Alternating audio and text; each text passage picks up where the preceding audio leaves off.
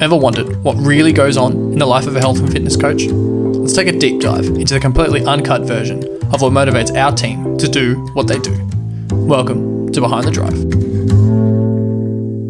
Michelle, hello. Yes, hello. How are you? Good, thank you for having me. No, it's nice. I think you were blown away by the intensity of everything to start with, but... Yes, I was blown away with how professional it all is, and even the fact that you even asked me, Seaton, I was a little blown away. Why is that? Why would you say that? I don't know, I was kind of like, what the hell am I going to tell you? Like, I don't know, I was just kind of like, what is that interesting about me that we can unfold here on this platform? Well, you were saying to me before, you've listened to a couple of other stories of other people, and you enjoy just generally hearing stuff about their life. Yep. So why is it any different with yourself? I don't know. I just figured I wouldn't have that much to speak about. That's all that interesting. Well, we're gonna find out. I'm not promoting myself at all. You've brought some props, so we'll get to that at some point. Yeah, icebreaker. I thought for sure. Yeah. Start us off. Beginning of fitness industry. How did you get into it? Why did you think that it was the right option for you? Okay, so I actually studied around 10 years ago, actually, after I had my third son.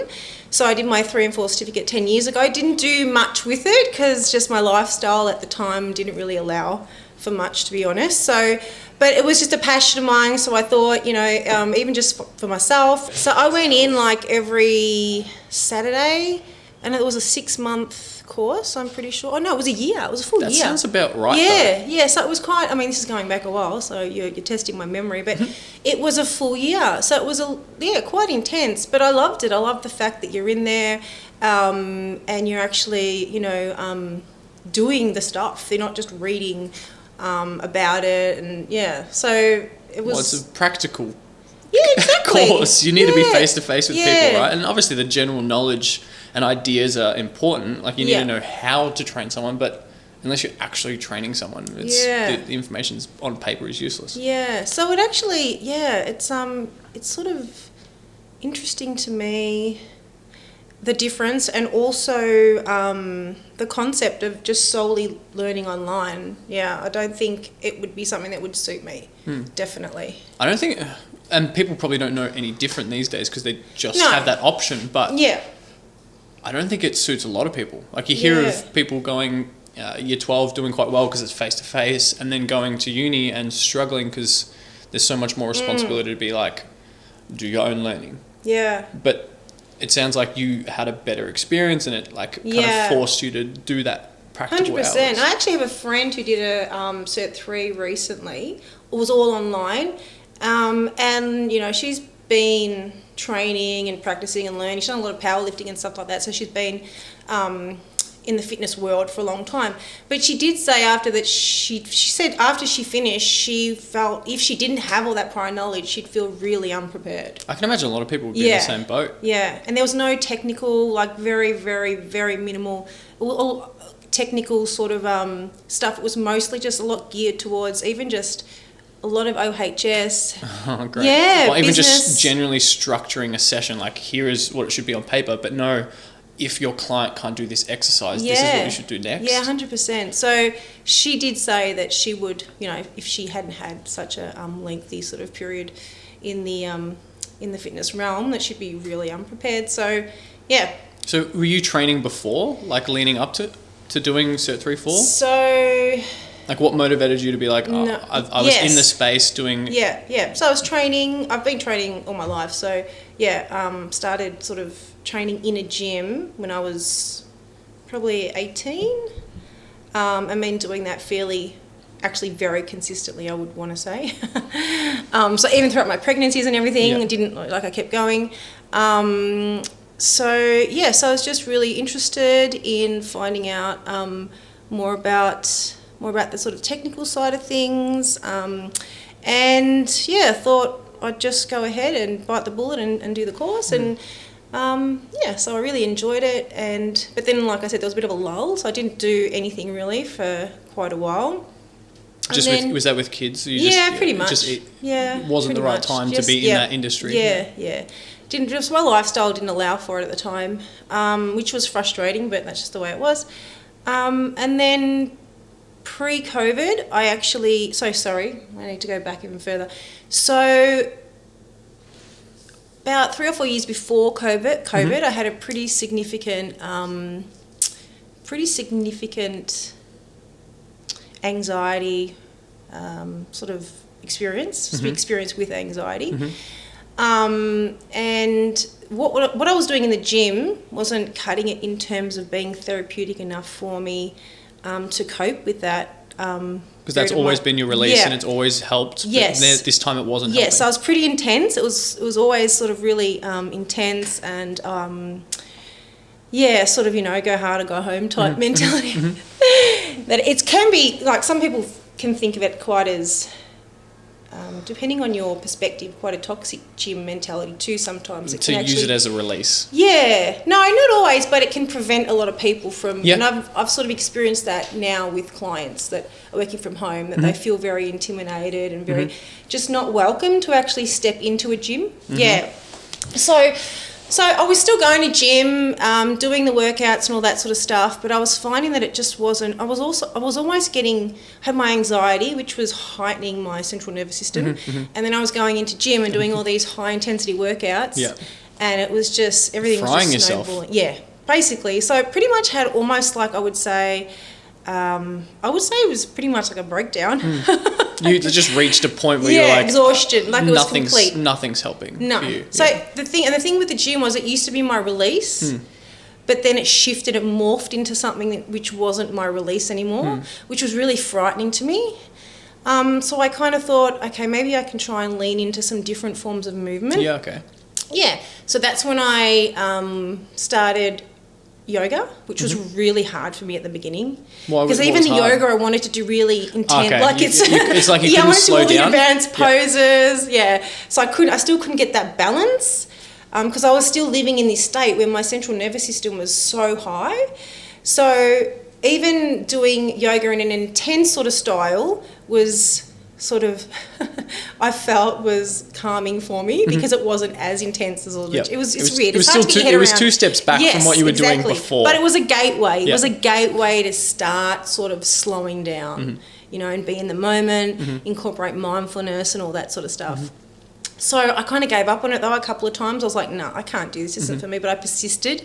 I thought, no, I've got to persist, because really at the time I felt like I had no other choice. Like, things just weren't working for me like they used to.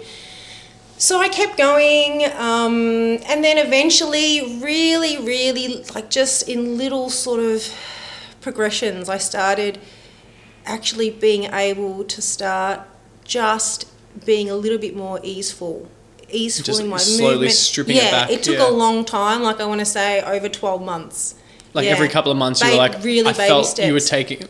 Obviously, it's not a step backwards because it was a step forward for you. Yeah. But it felt like you were just bringing that stress and anxiety down that one prong. Yeah.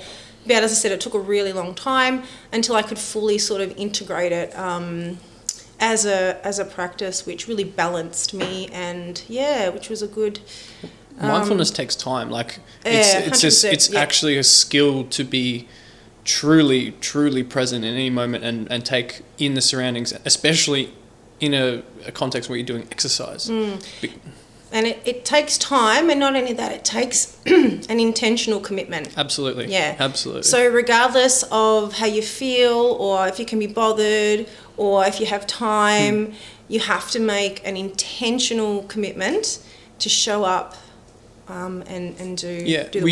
Were you using an app at the time, or were you doing it self-guided? I was doing it the gym that I went to actually had yoga classes, which I would always be one of those, clients that walk past and like, what is that ridiculous? What are these people doing? Like, they're just sitting there. They're not even exercising. What are you doing? It's like, what is the point? That would be me, So, and then I found myself one of those people in the class.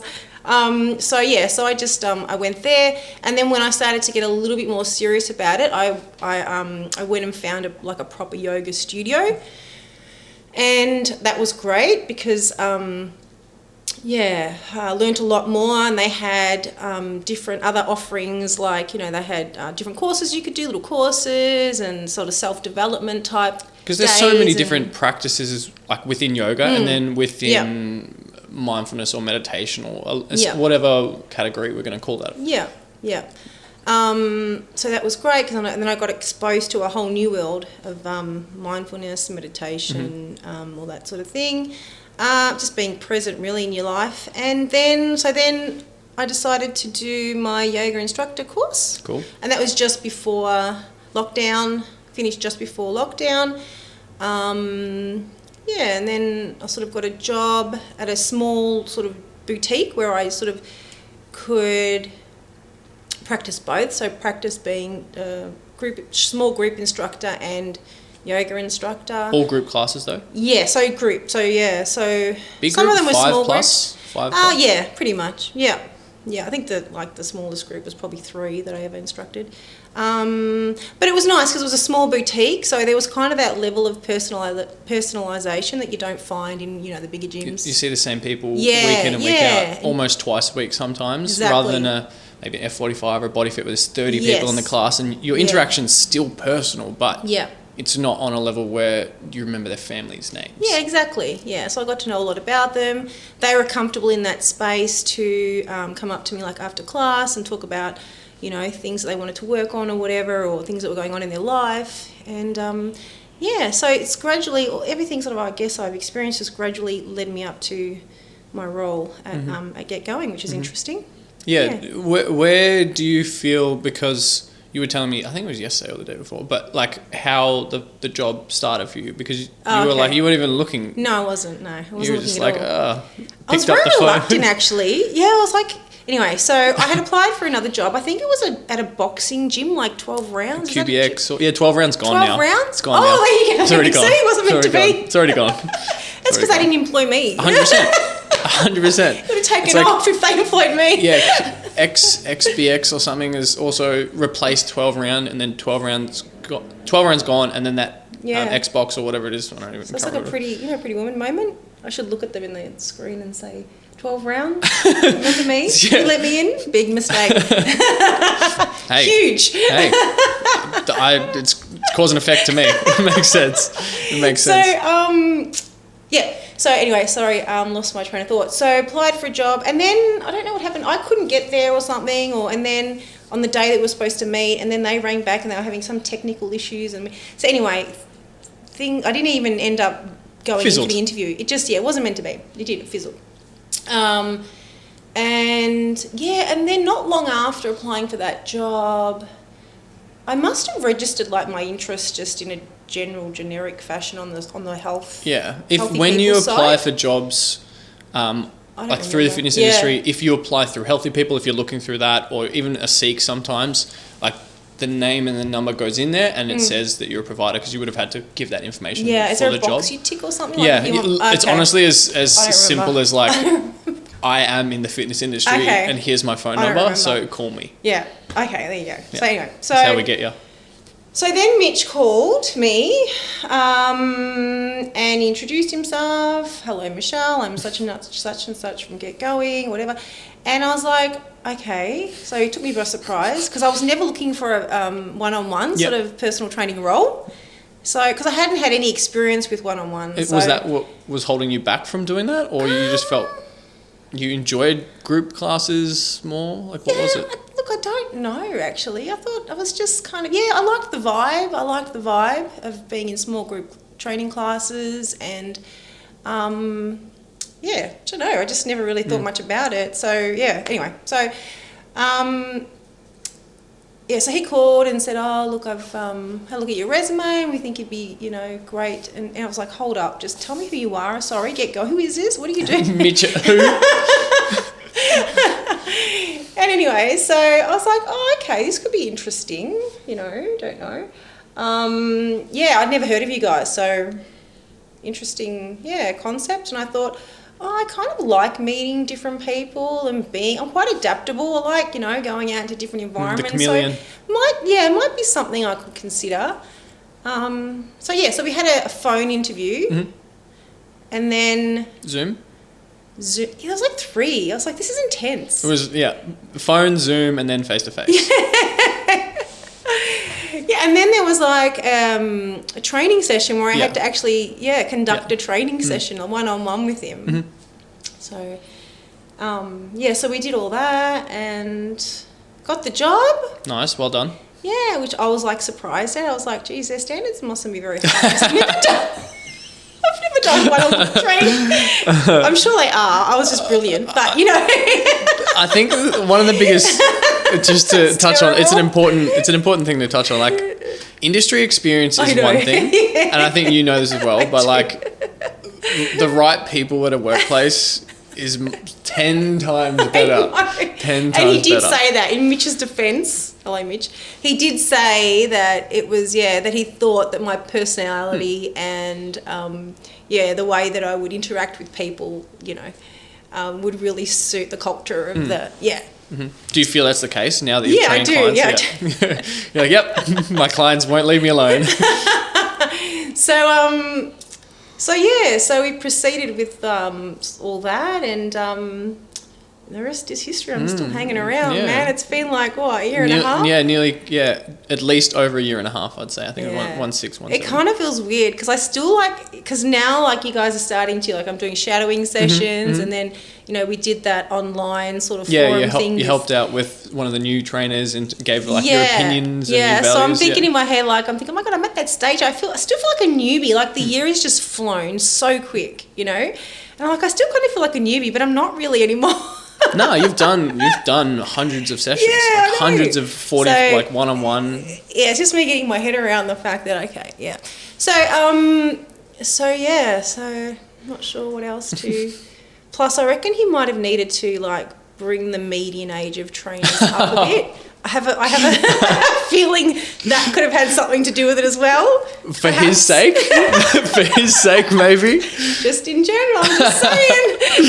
We want diversity in the workforce. Absolutely do. It's we've had plenty of calls over the last year and a half or whatever it is of just adding your level of input, whether it's experience or age, whatever it is. I think because you've had a little bit more life experience than some of the others trainers, you're less worried about how maybe I'm going to respond to a phone call or some feedback or something like that. Yeah. And I think I love it. Yeah.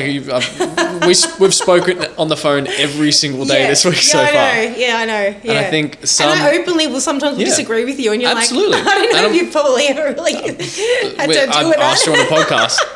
And I think it's important because it's not, you would only say those things because you want the best for the company. Exactly, 100%. That's the only reason you give feedback. If you didn't care, you'd just keep your mouth shut, do your job and just leave. Yeah. Right? And I'm genuinely invested, in the job and what it can do for people. So I think you need that sort of back and forth, don't you? You need that sort of, that black and white and the little bit of open sort of discussion and a forum where you can be honest. It's constructive all the time. I don't see you going, I just hate this. No. Because that's okay, great, Michelle. What am I supposed to do with that? Have you thought about doing this? It's we have, and then we have a conversation why it hasn't worked, but I've still put it on a list of things to talk about and think about. Yeah. And I'm glad that you actually have that dialogue with me. Yeah, I do feel like sometimes I need to pull back. I'm just settle down. You're getting a bit ahead of yourself. We're never going to halt ambition. Why? It's there was a time where I thought, God, they must see my number and be like, shit. I'm running in the phone for I'm in a meeting for 4 hours. You've probably got this special ringtone on. That's Eric again. Unknown caller. Anyway. So, what is it that you feel like you've brought into your one-on-one sessions that maybe other trainers don't bring because of experience, because of yoga, because of mindfulness? What are some things you practice in your sessions with clients at the moment? So I think you touched on it before. I just think that I 100% think that I've just feel like I've been through so many different experiences already in my life, so I can relate to all sorts of different people. And I'm really quite, obviously, you're aware of this. I'm pretty open. I'm pretty much an open book. Yeah. So I feel like people, and I'm sort of not really shy about that from day one, even in the initial assessment. I'd prefer that they just know who they're getting. Yeah, 100%. And if they don't like it, exactly, then... And how many people hate it? Yeah. Not many. I'm really not good at... Like, I can bring out different sides to myself, but I'm really not good at acting or trying to be someone that I'm not. Yeah. Authenticity is attractive to people as well. Yeah. So I don't even try to. So, I just like to be upfront and honest from the very beginning. And like you said, I want them to be happy with who they're employing to train them. Mm-hmm. Yeah. Mm-hmm. And I usually find that people are very responsive to that. They're really responsive to people that are open. They just feel comfortable and safe. Yeah, for sure. Yeah. For sure. And especially you spoke about before, the anxiety of sometimes the gym for clients or for people, no, not clients, we're just calling them clients because they work with us. But just generally people find the gym sometimes not a comfortable place to be. Yeah. So our business model is go to them. So they're probably looking for that slightly more open person or like a safer environment. Yeah, I just think they like being with someone who just is normal and not putting on an act. Even on days I'm having like a crap morning, like the other day I rocked up to a client's and you could see I was flustered, like, I wasn't overly showing, I wasn't overly displaying it, but I was like, I've had one of those days. He's like, what's going on? And I said, well, first of all, I had a magpie fly into my house that morning, don't even ask. And I have this phobia with birds, like swooping. They're little dinosaurs, so that's so fair. It was a massive one too. Yes. It was the biggest magpie I've ever seen. So you should have seen me. I was in the corridor with the door ajar, and I'm like, my dog's going ape shit, like barking at it, and I'm just like peeking, and it's swooping, and then it kept banging into the windows. I was trying to get out. It was a disaster. How long did it take to get out? Everywhere. Yeah, when they're scared, like when you see a bird in the shopping centre, they just shit everywhere. It's a nervous shit. And you're like, oh no. I can't believe we're talking about nervous shit. It's got worse. So anyways, it's swooping, banging into windows, flapping its wings, the dog's going crazy, and I'm like I've left my dog, like my poor dog, I've just left her for dead because I don't want to go anywhere near it. And then I just couldn't, so I thought I have to get out. Like, what can I do? I can't stay here in the corridor the whole time. I had to call a client to see, like, at 10:30. Yeah. Anyway, I must have been there for about half an hour. And so then I found these, you should have seen me, Seaton. I found a bucket, and I had a bucket, so I said, I'm going to go. I had a bucket over my head, like a helmet. To be fair, like you're a cyclist, and you've got a helmet with those, like, what is the tags coming off? I'm slowly, and then it just comes swooping past me, and I'm like, oh my God. So I run outside, and I was just sitting there. I was sitting there with the bucket on my head. I was able to get another door open, so I had 2 doors open just waiting for it to come out. Anyway, it didn't come out. I had to call my partner. He had to come home, and then within 2 seconds he got it out. I was like, and I was just sitting there. He got home, and I'm sitting there like this in the backyard with his helmet. You're in World War II. I have this phobia. I like birds, but I've had a few experiences where they've swooped me, and it scares me. I'd rather have a snake in the house or a spider. Well, at least you can see it. It doesn't move as fast, right? No, yeah. It's not as random, sporadic. So anyway, back to the story. So, and I rock up, she goes, what's going on? I told her the story, and she starts laughing, and she's like, you're such an idiot, you know what I mean? But yeah, it was, it's just... It's real. Yeah, it's real, yeah. They're looking for a real person, and you're looking for... What's and all, like, Yeah. They just connect. They connect, instantly connect. Well, that's, I guess, what we try and do, so I'm glad that that's something you're comfortable doing, because... I feel like a lot of people coming into the fitness industry, maybe their first or second year in the job, feel like they have to be this specific person because of what maybe social media shows them to be. Exactly, yeah. They have to be super professional, like button up, tie on, personal trainer, and really just like, you have to do this exercise. Yeah. Where that's fine. Yeah. But it doesn't keep people. Yeah. A lot of the time. And there's this real absence of human connection. Yes. Like particularly with a lot of the NDIS clients I train. Yeah. So, I mean, they have someone there that's willing to do that, and, they just, it's the training doesn't even really, I mean, it does matter, obviously, but it's not the most significant. It's 50-50. Yeah. It's 50-50. Yeah, exactly. So, So I guess that's where, what was the original question? You feel like you flow. I think when we talk about something like... What I can bring to the table. Yeah, that's what I can bring to the table. Yeah. My craziness and my openness. And it's something that we can't, like, replicate with a machine, right? There's all this talk AI, like artificial intelligence, influencing the way that our jobs and everything are going to be in the next 50 years. Yeah. Good luck replicating a magpie story on AI. Exactly. But having said that, I can switch very quickly into a mode where, you know, I need to be serious and I need to be focused, and I want that from my client as well. Yeah. Take what you do seriously, but you're not yourself. Yes. Yeah. So, yeah. Balance, I guess. And tell me about what it was like training through having kids then. Pre, post, during, like, what was it leading up to start with? My personal training? Yeah. I think that would be interesting. For me, it was because things were just so crazy and hectic. I had my 3 kids they were quite close together. It was like I sort of touched on before, it was an outlet. So I used my training as an outlet, not necessarily wisely, I would say, in hindsight. Okay, less in terms enjoyment? of my programming and stuff. Okay. I would just like literally just go in, thrash myself. That was my outlet, go home. You know, it's kind of like you get that high. Yeah. And then towards the end of the week, I'd just start crashing. How many times a week were you training then? Oh, every day. Okay, you were going into a group class type? Both. So I was doing personal training. And I was lifting some fairly significant weight, and then I was group training as well. Yeah. What did you have to consider for people that don't know what to consider? You mean mothers or just in general? Yeah, well, think of our current trainers. Maybe they haven't read what the contraindications might be for training someone that is trying to get pregnant, that is post-pregnancy. Yeah. So the first thing would just be like honouring your energy levels, because you're not getting enough sleep, you know, a lot of the time. There's a lot going on. You've got so much, you know, you've got so much on your mind, and that takes up a lot of energy as well. And just having more balance in the movement, obviously, that you do. So it's not all that crazy sort of... You're not going single leg. CrossFit, You're not hit every day. Mm-hmm.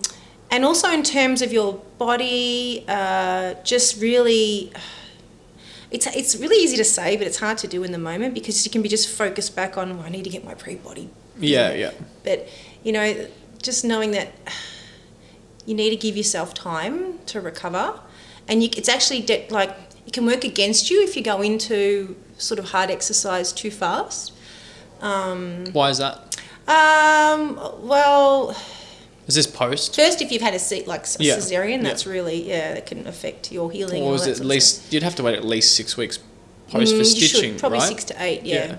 Abdominal exercises too, if you've got separation, there's certain exercises that can actually worsen that.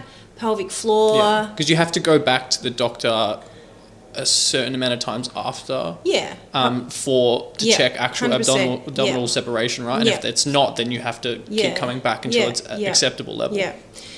So women can have more or less abdominal separation, and different types of abdominal like core work can affect that and not let it recover as well. Pelvic floor as well, you know, if you're jumping around, and it can actually make it worse. So, just being mindful of what you're doing and why you're doing it, how it's going to affect you in the long run, I guess. And you said before, like, kind of taking your time with it a little bit, because this is a lot of the time, this is the choice that you've made, especially if you're having kids, and then like know that your body will return to as close to as was before, but you've had a kid, you've brought someone else into this world. Yeah, and honouring that, right? Yeah. Just honouring that. And also having, this is another thing too, like having respect for your body and looking at it in a different way, like actually being respectful and of what it's done, you know what I mean? And not just having these negative connotations of how you look. I can imagine it would be easy to fall into that trap. Yeah, I mean, it's physically harder to have a baby than it is to do any sort of workout. And especially because you looked a certain way like 1 year ago, and that's not that long ago. Yeah, right? 100%. Yeah. So trying to be like, not obviously 9 months, but 12 months later, like I look like a completely different person at this point. Yeah, and look, this is back in my time. Like I really feel with all the social media stuff, you know, and all the, you know, you get those headlines, you know, this celebrity returned to her pre-baby body in 8 weeks or whatever. Yeah, but we forget that she doesn't actually have a job. No, she's probably got a trainer and a chef and a nanny and you know, millions she had of dollars. Surgery. She had suction, like lipo sucked out of her. Who knows? Yeah. So she's like standing on the cover of Vogue or something. Yeah, and like, it's ridiculous. It's just not even. It's not even a fair game. No, it's ridiculous. So so I could just imagine now, like the pressure would be a lot. Yeah. You know. And then what about like during, because there's obviously stages where you can't do stuff on your back, or you can't do stuff on your stomach, you can't do, you have to like change the rep schemes, you can't do like quite heavy bracing. Look, there's a lot of different things. What I would say is approach whoever your trainer or your instructor, and just make sure they're well versed in it, because they not all are, which I'm sure you are aware of. So that even if they're not, hopefully they go out and they seek information about And there is information out there. Yeah, and it's relatively like concise. Like it's consistent across the type of like areas that you try and look at. It's not like they're saying one thing here and saying one thing here. It's like, no, this is what you probably should do, and this is what you probably shouldn't do at this period of time. And it also makes a difference whether you trained beforehand or whether you're new to training. There's so many different, you know, variables. So, like I said, I would make it known to your trainer that you, you know, that you want to do it right, and have them do the necessary research if they're not well versed. Because I've heard that it's not a good idea if you haven't trained before, maybe like 6 months before, to start during. Obviously, it's a change in hormonal levels. It's going to be a change in everything. So it's not like it's ultimately risky, but it could be. Yeah, I wouldn't see the need to probably start like a now gym is program. my fitness routine. You know, I mean, you could do gentle, obviously, exercise and movement practices, but I wouldn't be wanting to, you know, have any personal bests or anything. Personal best every week for 9 months. So, but we all live and learn, don't we? It's true. And I think, obviously, you've had 3 kids now, so every single time you're probably like, I kind of know what to do now a little bit more. Yeah. Were you working with the trainer at the time? Or were you kind of just modifying? When I was actually pregnant, I don't think I was. Okay. Yeah. You were just doing the group stuff. Yeah. And you were like, I've done this before now. Doing my own program, I know what I'm doing. doing. Yeah, I kind of knew what I was doing. But have you trained anyone that's... Yes. Oh, you have? Yes. Yeah. Have you felt comfortable doing that, or...? Initially, no. Because I didn't... It was the first time. Yeah, right? Exactly. Yeah. And it just required a lot of kind of communication more than anything. Asking them, like, when have they seen their doctor? Like, what was the recommendations? Yeah. Looking through, like, guides and manuals of when you can do specific exercises. And then, I think, again, for my first time, it was easing on the side of caution. And making sure I communicated everything that I was thinking to the client. So that they could be a part of it with me. Yeah. I think if you do that, and obviously no one's ever going to be fully experienced in everything. Yeah. But as long as you approach it with an experienced mindset of like, I'm willing to approach this the right way, then you should be okay. Yeah. And look, I think most pregnant women are pretty sensible. Like they're not going to do anything when they can feel, or that, you know, that's unsafe or that. So you have to trust that, you know, they you know, that they know what they're feeling in their bodies, and as well, you know, that they can sort of help guide you to. Yeah, for sure, and they should. They're the one that feels everything you feel. It's not all textbook too. Like different women have different experiences with pregnancy, so it's not a one size fits all type approach. You know. Cool. Do you want to pull these out? Oh yes, nice. Let's have a go. So this is a little kind of like a mindfulness practice that I have. These are. Have you ever done anything with oracle cards? I've had my palm read. No, and it's I've nothing had like that. some. I can't remember what it was. So all these are cards, and they're based on the philosophy of Yoga Sutras, which is like the kind of Bible, of yoga, all the philosophy type stuff related to yoga. So this is a great way to start, and look, it doesn't have to be these. It can be even just a simple routine or a practice that you have every morning. Like set intention?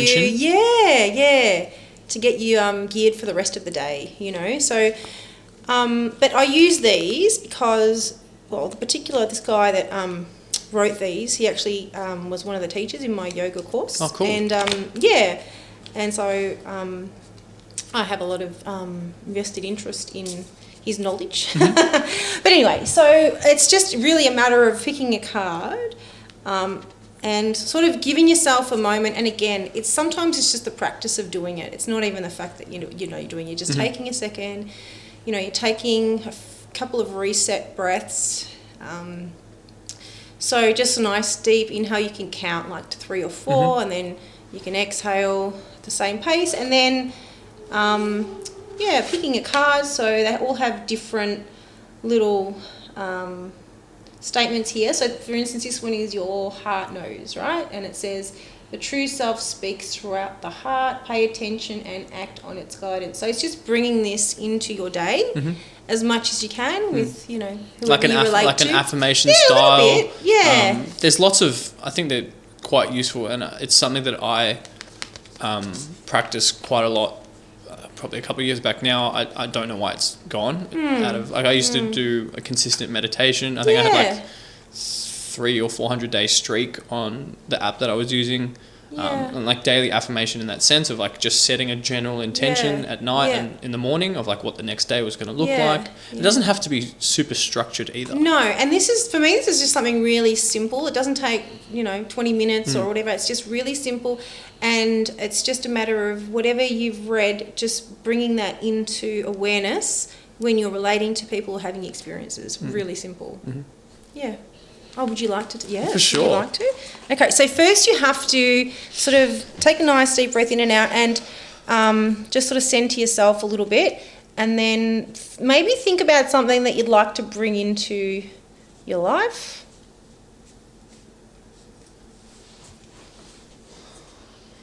Do you need a moment? No. Okay, yeah.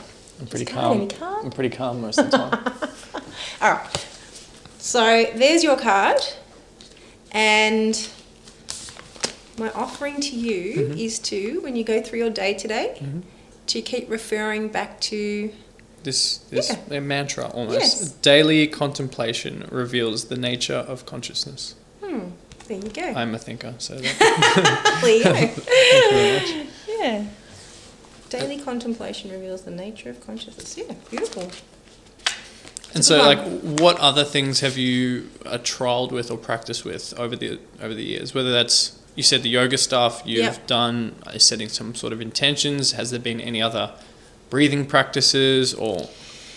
Yeah, so the yoga course had a component of breath work and meditation. So dabbled in that. Because you've just done a recent course. We'll talk about that. Yep. So I did a yin yoga course as well, which is that slow, really grounded, more restorative type yoga for people that just really like sort of crazy busy and need a practice to really sort of ground them. So it's all done on the floor. So no crazy balancing moves or anything like that. And it gives you a really nice release. Is that more the ground poses? Yeah, so it's a really nice release, just moving and stretching the fascia and longer held sort of poses, rather than just that quick 2-second hammy stretch. Not Bikram yoga in a sweaty room. Bikram, have you done that before? No, I haven't. No, not a big fan. I don't know about that. Have you given it a go? No, I'm not a big fan. I don't think it's. I get hot. I have cold showers every day. Yeah, you wouldn't even last in winter. in a Bikram studio. So it doesn't take me much to get really hot. It's like 40 degrees in there. Yeah, no. I have no interest. I'm with you on that one. And the guy himself, he's a weirdo. Is he? Who No, is I it? shouldn't say that. He's listening. He's actually an avid listener. The creator of Bikram yoga. I don't know. He was like, okay, Not like a CrossFit, so he was, CrossFit Reebok. No, who was it? Yeah, he was found to be harassing his, as part of his practice when he was instructing, harassing a lot of his students and doing really inappropriate things. He'd walk around in little, little booty shorts. Yeah, budgie smugglers and. Oh, lovely. Anyway. Okay. So, contentious. Yeah, Bikram yoga is contentious. So he was using the yoga, but he was doing some weird adjustments and stuff, and anyway. So Yeah, so not a fan of Bikram. Sorry, everyone. Sorry, peeps who love Bikram yoga. Some people love it. I'm like, yeah, cool. Enjoy it. Yeah. It's just not for me. Yeah. How dare us have different opinions to other people? It's ridiculous, really. It's absolutely ridiculous. Look, if it works for you, and I do know people who love it, good luck to you. Like, go for it, I'm not, but for me, I just, no. What about something like, do you like sauna? Yeah, I do. Yeah, I don't mind a sauna. Yeah, I'm actually thinking about getting an infrared sauna. Infrared one. Yeah. Have you seen the ones you can, like, almost like a chair? Tent? And it's a tent and your head's popped at the top? I don't see how that's relaxing, though.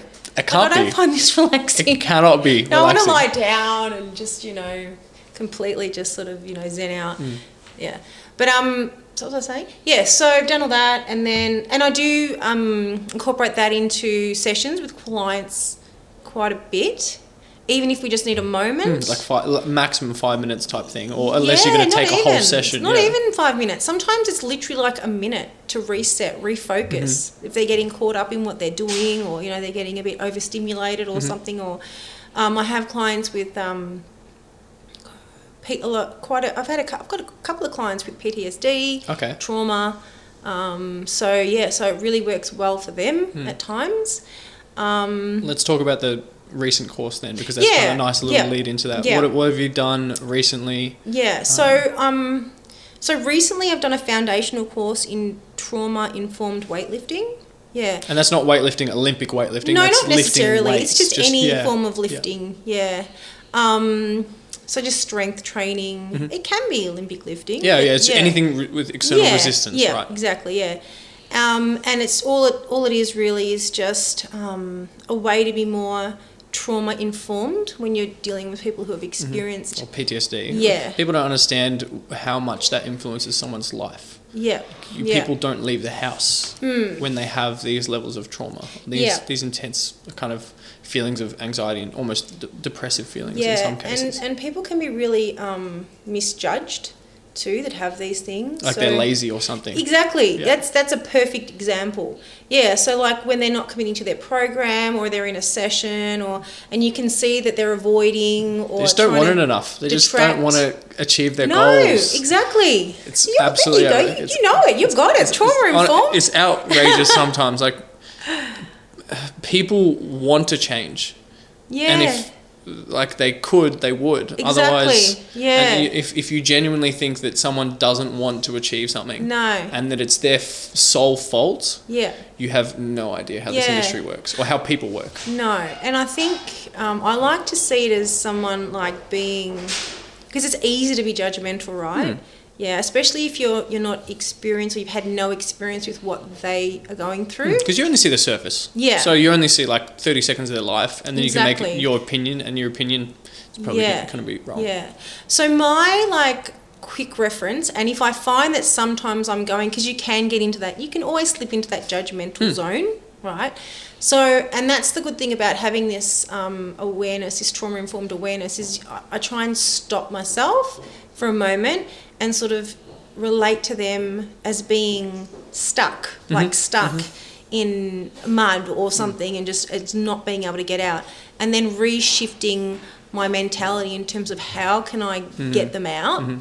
So it's that like you're taking ownership of it. Yeah, like they are just supporting them. Yes. Supporting them in moving through that feeling of being stuck. And it's what you can do, not what they can do. Yeah. Because as you said, sometimes they are stuck. Yeah. And this happens with people that maybe don't have trauma as well. Like they could just be genuinely struggling to build an exercise routine, and if we go, they just didn't do their 10,000 steps. Yeah. They don't really care about their goals. Yeah. It's like they probably do, but they don't know how to achieve it, or they're struggling because of X. Yeah, and I just don't see the point in calling someone lazy or not committed enough, or I'd rather uncover what's going on and how we can move forward.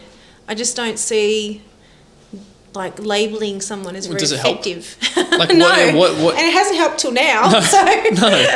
no, 100%. And it actually ties into a concept of like why people are overweight or obese. It's like there's a lot of fingers pointed at I guess larger people, maybe BMI of like 30, 35, 40, and they're like, oh, you're obese because you chose to be. And it's like, or you're lazy. Yeah, it's like sometimes there are factors that influence outside of pure motivation. And then if you took a step back, like, why is this person demotivated? Like, is it because of some trauma? Is it because they don't have access to facility?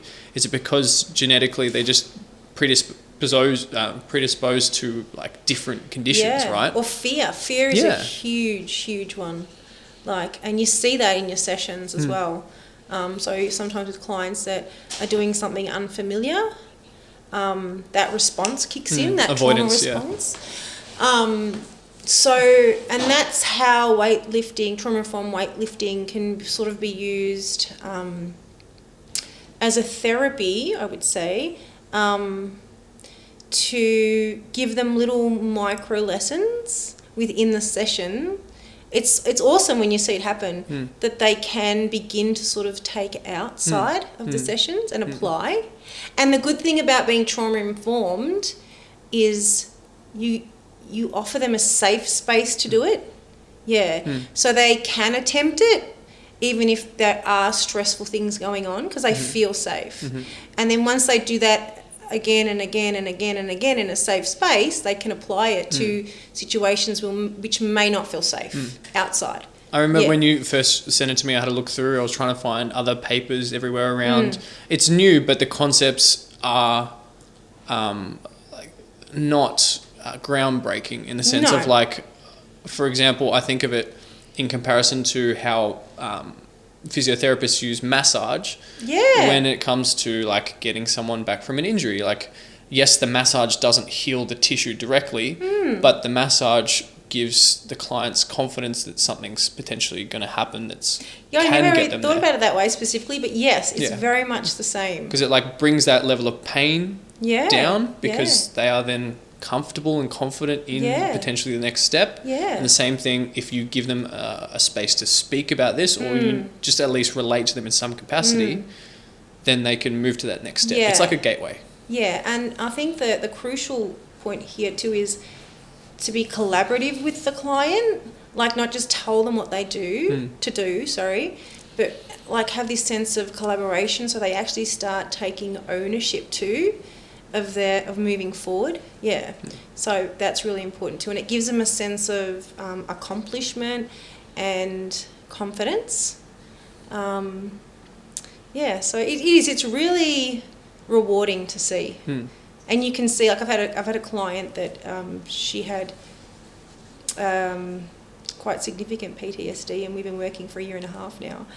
And she will say, like, she's increased her sessions from 2 to 3 to 4 just recently. And she will say these sessions are probably the most important thing to her, like, having healed over the last 1.5 years. You know, and it's just like, I don't know. That's like, I'm done. I don't need anything more. I'm done.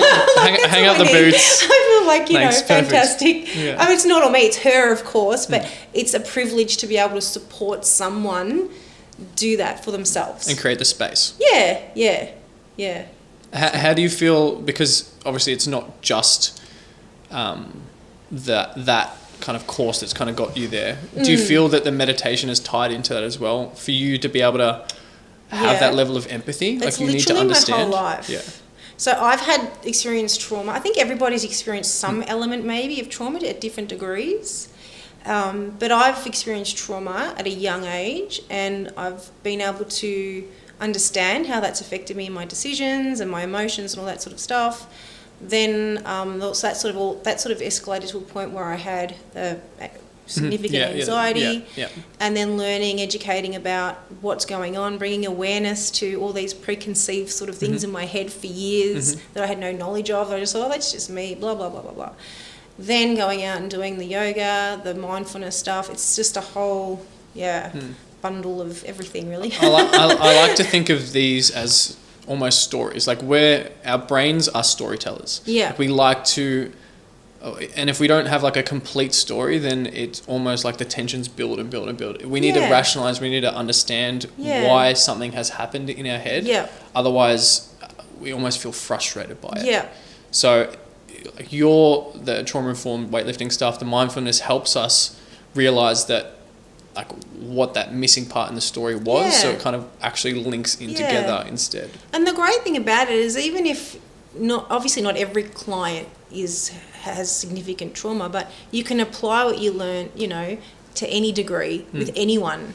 Like why someone can't do a run by themselves. A roadblock or an obstacle. Yeah, why or can't they get out and do their 10-minute run by themselves? It's like, what's stopping them from getting there? You have to ask them the right questions to get there. So I think the takeaway would be for trainers, if I could give them anything, I would just say just be really curious. Yeah. So try to stop yourself when you're making an assumption based on your own experience, and try and be really curious and ask questions. Yeah. I think that's probably the best way to end today. Yeah, great. That's awesome. We're done. Cool. Thank you. Well, thank you, Michelle. No worries. Thank you. Great Thanks to chat for having about me. everything. Cool. Thanks, Seaton. No worries. Okay, bye. Bye.